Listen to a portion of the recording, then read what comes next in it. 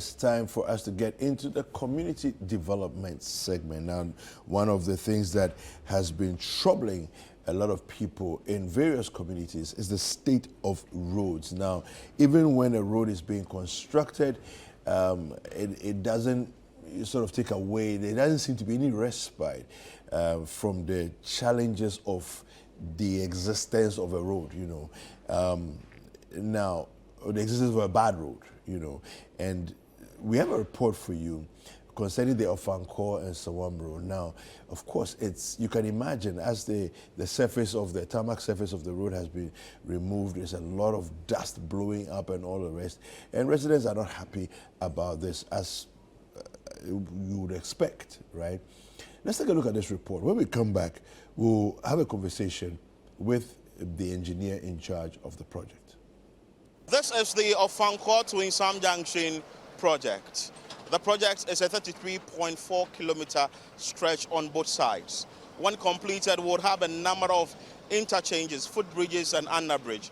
Well, motorists and commuters who use this road or this project or this stretch on daily basis are complaining about the dusty nature of the road. They know that people are staying around and they need to water this thing maybe late in the evening. So early in the morning, people are coming and they are crossing. They don't have any dust in their dresses and they will breathing the dust and all these things. If I come here and I get this thing, kata or this thing, I don't feel comfortable with the dust. They should be doing daily. That's my problem. They should be watering here. They should water this place daily.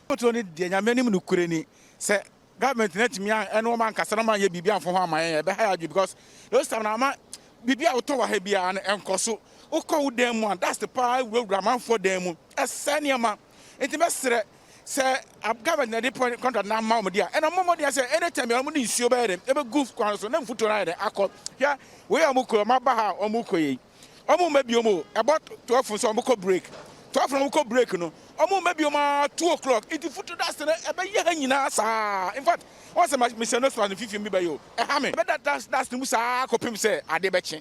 It mo twe mama amaso say omo man nsuo no nkoso mayen. Ghana ye wonsuo ya nkoto. Enti omo water kwan na mayen. Me say future ntika ba kro mu hu. We san ko mo di nsuo. E di gusu de we a maybe future na baba for makakra. Yes I we ka betimi abobi kra hu say bia. Me kwan ka me crossing Timoto bi na di kan before me hu say saka ba na me gina before o metwe mu na me call. There somebody we go so yes there be accident be so.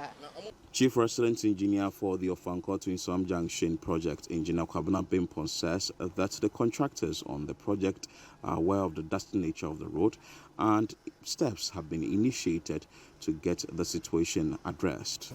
Requirements that dust is kept to the minimum or to the lowest level. And what we have been doing in the past, and of course still, is the use of water that is as a dust suppression material. And we realize that in the past 1 to 2 months, there have been a number of challenges, and these challenges have all come together to give us the problem that we are facing today. The first one has to do with the number of water bowsers that we are using on the road. There have been some mechanical failures which they have tried to resolve that has reduced the numbers on the road. At a point, we had to bring in private tankers to assist us, and they've largely helped. But then the other challenge has been with the weather. The dry weather has ensured that even though we are watering or trying to suppress the dust, and also coupled with the volume of traffic on the road, within a short time, the surface dries up. And then for instance, from Ofankor to White House, you will find out that we have a tanker that is working almost the whole day. First and foremost, I must apologize to motoring public because this is not our desire. I've seen some social media posts that their lives matter. Yes, indeed, each person's lives matter. And we do not intend to worsen the plight of motorists, more so those who live, the inhabitants who live in close proximity to the project. We will endeavor to try and continue to ensure that we suppress dust, even within the challenges that we have. You further added that the project is close to 40% complete. We have done approximately 40% of the project, and as you may have seen, the initial part of the work, which is mainly the concrete works and drainage, that is what takes a lot of time. And we've done more than 60 to 70% of our retaining walls. The cross-drainage structures have probably 80 to 90% completed.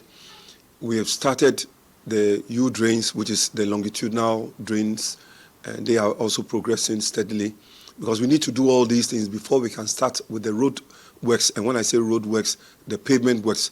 The earthworks have been also largely completed. Motorists, commuters and individuals staying or living along this road, that is the Ofankor-Nsawam junction stretch, are urging the contractors to address the issue of the dust on this project.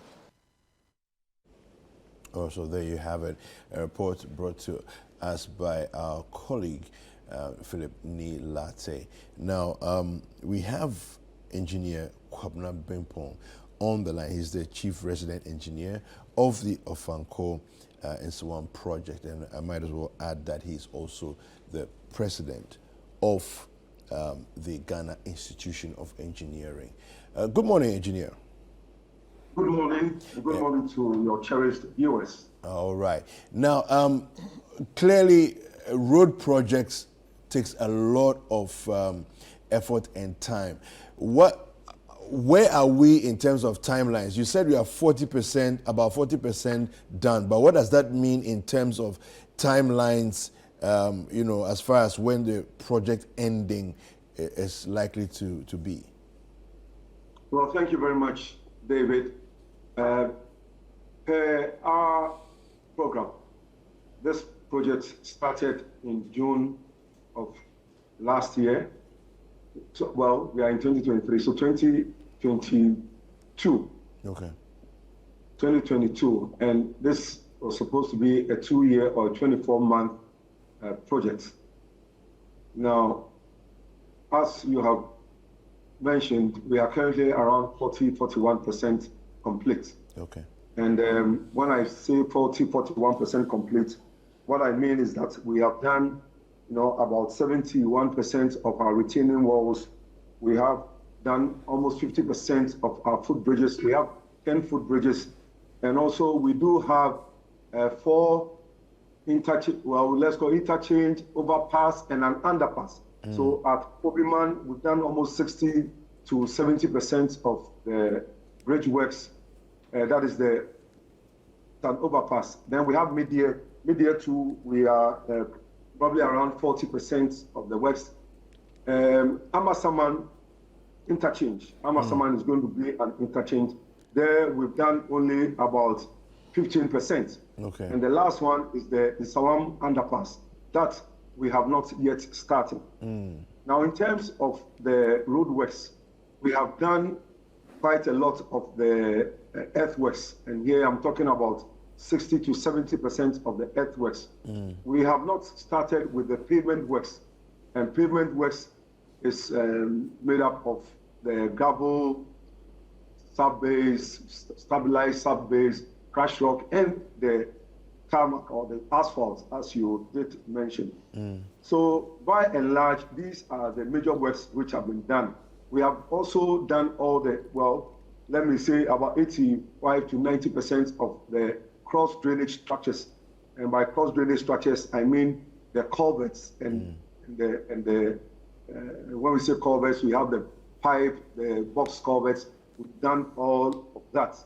And then the longitudinal drainage, we've done almost 20% of that, because that is what is going to take water from the road to the cross-drainage structures and then into our outfalls.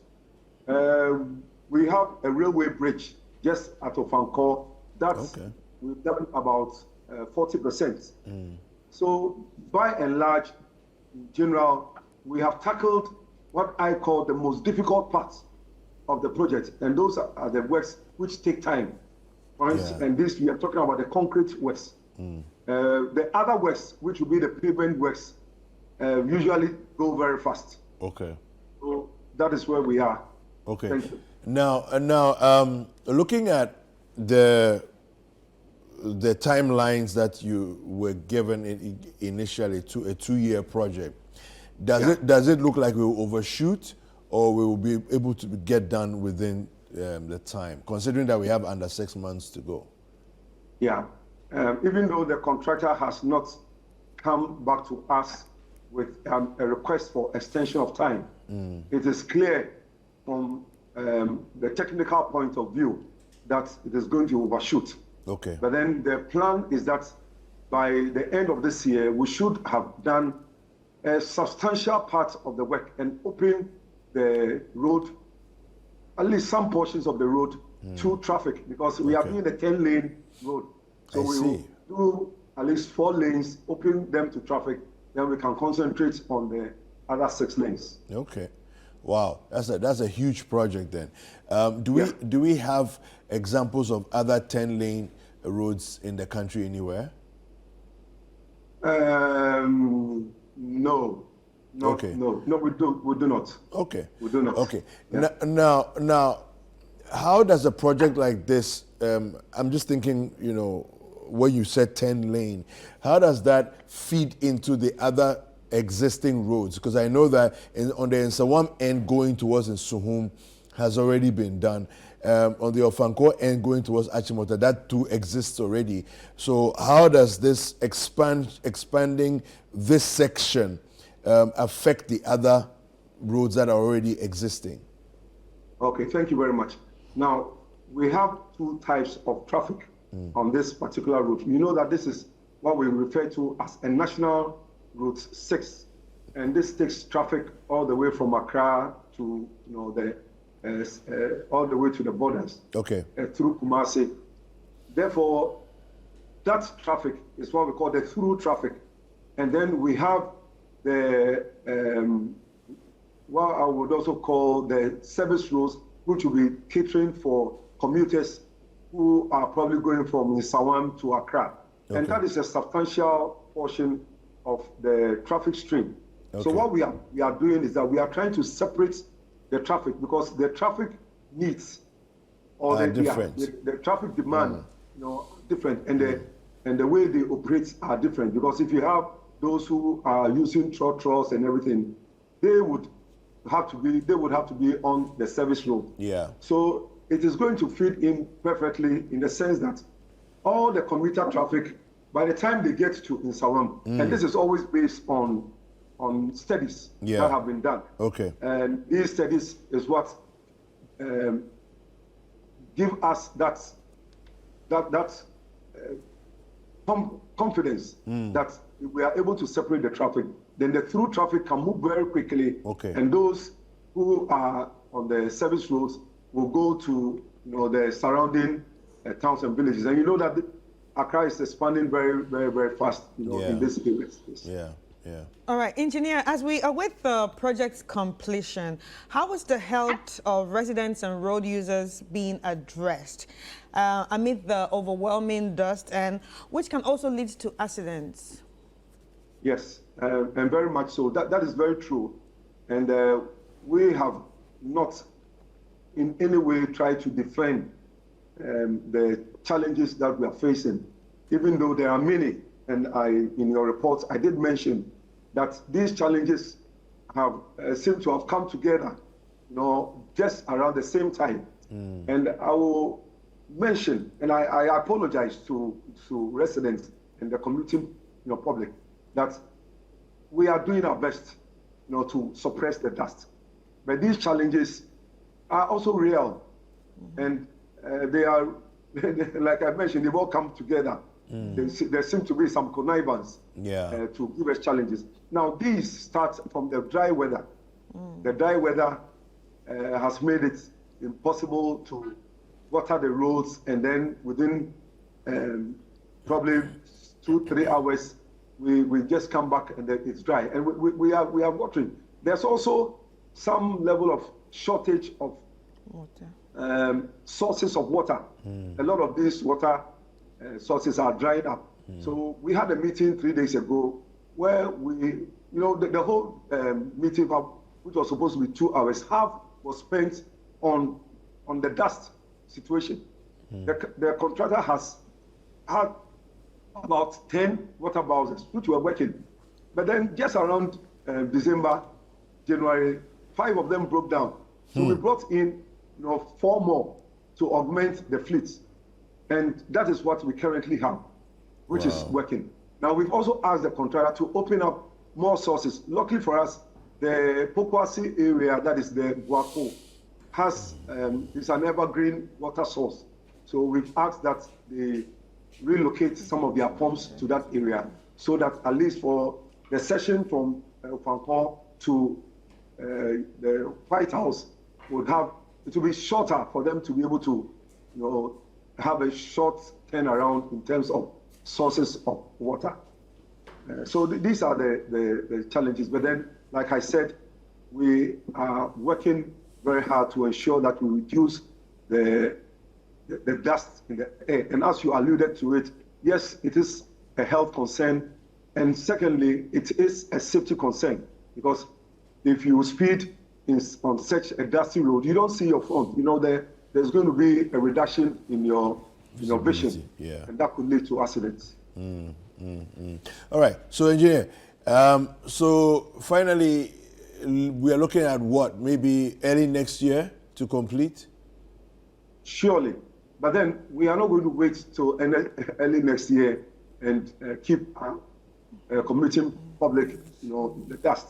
The plan is that and of course we have even mentioned that to the minister, that by May, the session from Ofankor to White House would have been completed, because currently we are working on the railway bridge. Okay. But in the interim, what we'll do is that by early March, the session after the railway that is getting to the Jointer area, all the way to the U-turn, would have been completed, to allow the commuters or the drivers to be on an asphalt road or asphaltic concrete road. And that will take away the dust. And then probably also all the way to Amasaman. As I mentioned to you, we have 10 lanes, but the service roads are 2 lanes on either side.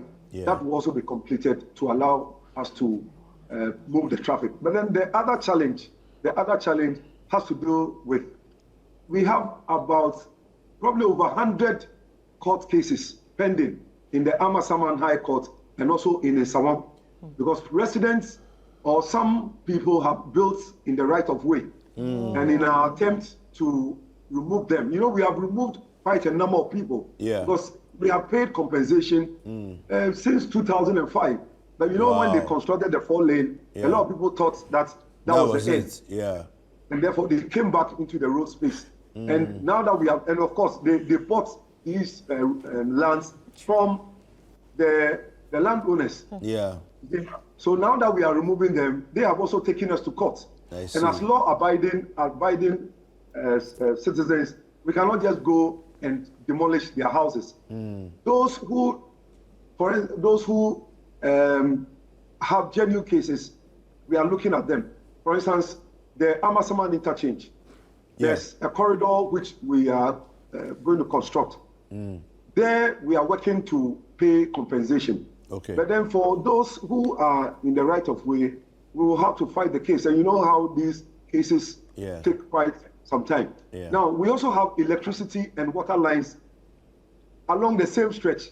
And until we are able to move these persons from the right of way, what it means is that we cannot also move the electrical lines.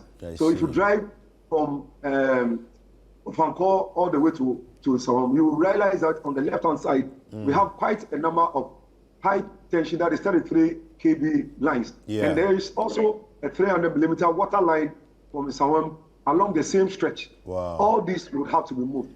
We have gone ahead, we've awarded the contracts to our subcontractors, but unfortunately they are unable to work because all these court cases are pending. Wow. Well, it seems like you have a lot of work on your hands to deal with, and so we wish you Godspeed, and hopefully the timelines that you've given yourself and you've told us, we can meet them by early part of next year. Thank you very much for speaking to us, engineer. We really appreciate your time. Thank you. And so we'll be speaking with engineer Kwabena Bimpong. He is the resident engineer of the project that's ongoing.